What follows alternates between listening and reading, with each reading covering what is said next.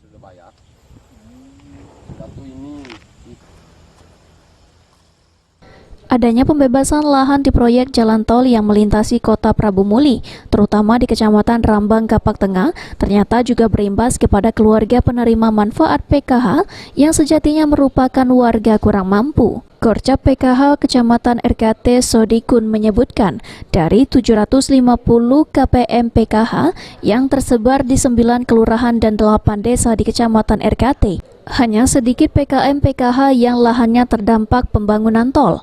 Hal tersebut diketahui setelah pihaknya langsung mendata desa-desa yang lahannya terkena pembebasan lahan. Korcap PKH Kecamatan RKT mengatakan, hingga saat ini tidak ada keluarga penerima manfaat PKH yang mengajukan memutuskan keluar dari program.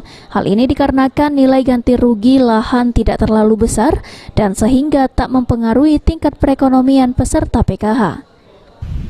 Dan hingga saat ini belum ada yang melapor bahwa mereka itu dapat ganti untung yang luar biasa. Jadi mereka belum ada yang melapor untuk mengundurkan diri sebagai penerima PKH karena dapat ganti rugi tol. Artinya untuk wilayah RKT ganti rugi yang mereka terima, karena mungkin mereka yang kena gusur kan tidak berhektar-hektar, mungkin hanya seperempat atau mungkin hanya separuh. Jadi sampai saat ini belum ada yang KPM yang melapor ke kami untuk graduasi.